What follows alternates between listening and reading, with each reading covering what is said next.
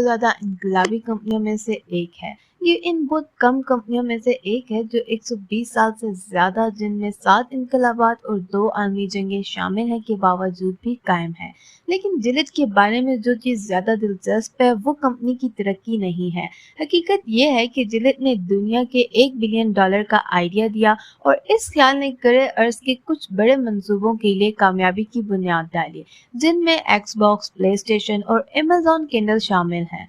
सवाल ये है कि ये हिकमत अमली आखिर क्या है और रेजर कंपनी ने प्ले स्टेशन और एक्सबॉक्स जैसे लेजेंडरी प्रोडक्ट्स की कैसे हौसला अफजाई की, और ज्यादा अहम बात ये है कि आप इस हिकमत अमली को कैसे अपने स्टार्टअप के लिए लागू कर सकते हैं।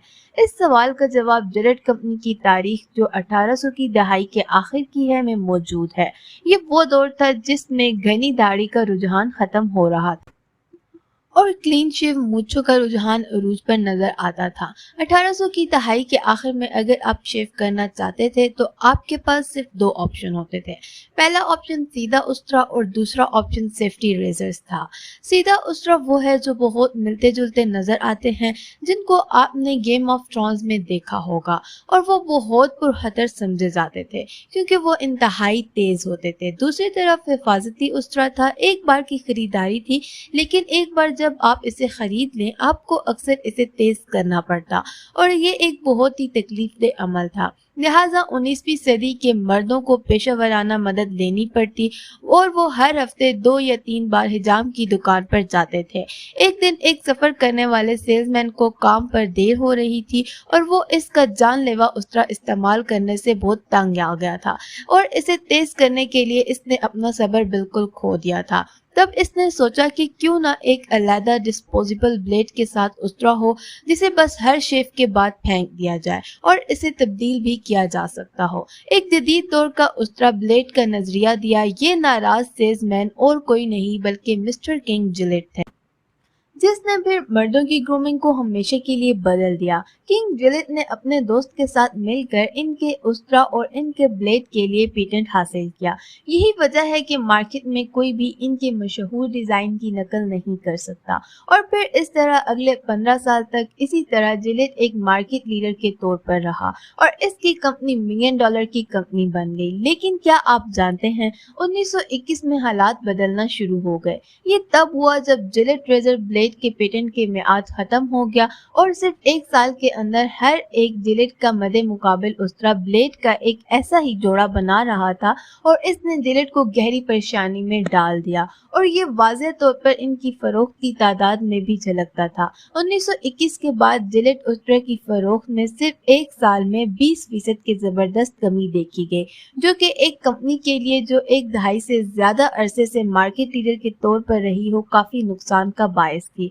अब ये वो जगह है जहां इन्हें कंपनी को नाकाम होने से बचाने के लिए वाकई जादुई काम करने की जरूरत थी और ये तब हुआ जब वो कीमतों का नया डिजाइन लेकर आए, जिसे रेजर ब्लेड मॉडल कहा जाता है। और इस मॉडल ने उस्तरे के कारोबार को बहुत से डायनामिक्स को तब्दील किया। ये मॉडल एक बहुत ही सादा फलसफे पर मबनी था, जिसमें इन्होंने कहा चलो उस्तरों को इंतहाई सस्ते दामों में बेचते हैं, कम मार्जिन के साथ, और फिर ज्यादा मार्जिन पर ब्लेड फरोख्त करेंगे ताकि जब ग्राहक ब्लेड खरीदता रहे हम हर ग्राहक से बार बार मुनाफा हासिल करते रहें।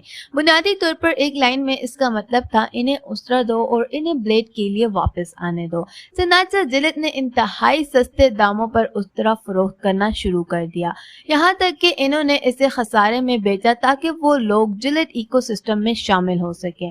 और आप अंदाजा करें क्या 1 साल के अंदर जिलेट उस्तरा की फरोख्त आसमान पर थी। और 1922 के बाद जब उस्तरा ब्लेड हिकमत अमली को मुकम्मल तौर पर नाफिज किया गया था, जिलेट रेजर की फरोख्त में 127% इजाफा हुआ। जिलेट ने 20% की कमी देखी थी, लेकिन फिर रेजर ब्लेड की हिकमत अमली पर अमल दरामद की वजह से सिर्फ 1 साल में इसकी फरोख्त में 127% का जबरदस्त इजाफा देखने में आया और इस तरह जिलेट ने कीमतों में एक मीरास कायम की और आज 100 साल बाद भी ये 21वीं सदी की सबसे मशहूर ब्रांड्स में से एक है। एक स्पॉन्सरशिप के तौर पर काम करता है और रेजर ब्लेड मॉडल आज भी पूरी दुनिया के बिजनेस स्कूलों में बड़े पैमाने पर पढ़ाया जाता है। آج سونی اپنے قیمتوں کا ماڈل استعمال کرتا ہے اور پلے اسٹیشن کنسولز نقصان میں فروخت کرتا ہے اور سیریز اور پلے اسٹیشن پلس سبسکرپشنز کے ذریعے وہ بار بار منافع کما سکتا ہے۔ در حقیقت سونی کو تقریباً $100 کا نقصان ہوا جو ان کے بیچے گئے ہر PS4 کنسولز کے لیے تقریباً 4200 ہے، صرف اس لیے کہ وہ اربوں کما سکے۔ کوڈیک نے صرف صارفین کو فلم رولز کے لیے واپس آنے کے لیے کم قیمت پر کیمرے بیچے اور Amazon Kindle آج تقریباً صفر منافع پر فروخت ہو رہی ہے تاکہ Amazon ای بک کی فروخت میں سے اربوں کما سکے۔ یہ ریزر بلیڈ ماڈل کی وجہ سے ہے۔ تو اب سوال یہ ہے کہ آپ اپنے سٹارٹ اپ کے لیے اس ماڈل کو کیسے اپلائی کر سکتے ہیں۔ 3 اہم اسباق ہیں جو آپ کو ذہن میں رکھنے کی ضرورت ہے جب آپ اس حکمت عملی کو اپنے آغاز کے لیے لاگو کرتے ہیں۔ آپ کو سمجھنے کی ضرورت ہے وہ یہ ہے کہ اپنے صارفین کو آپ کے مالیاتی نظام میں ہمیشہ کے لیے لانا ہوگا۔ آپ کو اپنے مقابلے پر غیر منصفانہ فائدہ پہنچا سکتا ہے کیونکہ ایک بڑے پیمانے پر کسٹمر برقرار رکھنا مالیاتی نظام ہمیشہ اس کا نتیجہ ہوتا ہے۔ دوسرا، جب آپ اس ماڈل کو لاگو کرتے ہیں تو آپ کو تلاش کرنے کی ضرورت ہے PS4 گیمز خریدنے کے مقابلے میں PS4 خریدنے والے، لہٰذا نقصان پر کنسولز فروخت کرنا اور قیمت میں اضافہ کرنا۔ ان گیم سے آپ کو تیزی سے منافع ملے گا۔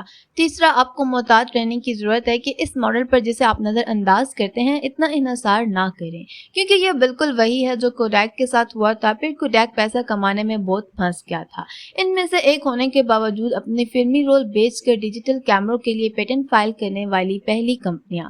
انہیں احساس ہی نہیں تھا کہ فلم خود بخود رول کر رہی ہے، ڈیجیٹل انقلاب کے عروج کے ساتھ وجود میں آ جائے گی۔ اور حقیقت یہ ہے کہ اسٹرا بلیڈ ماڈل پر قائم رہنے سے وہ عملی طور پر اپنی قبر خود کھود رہے تھے۔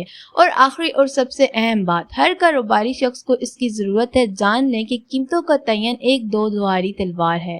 صحیح استعمال کرنے سے آپ کو ناقابل یقین واپسی دے گا، لیکن اگر آپ تبدیلیوں پر نظر نہیں رکھتے یہ آپ کے کاروبار کو مار بھی سکتا ہے۔ آج کے لیے میری طرف سے اتنا ہی۔ آپ کی محبت اور حمایت کا بہت شکریہ۔ ملتے ہیں اگلی ویڈیو میں، تب تک کے لیے اپنا خیال رکھیے۔ خدا حافظ۔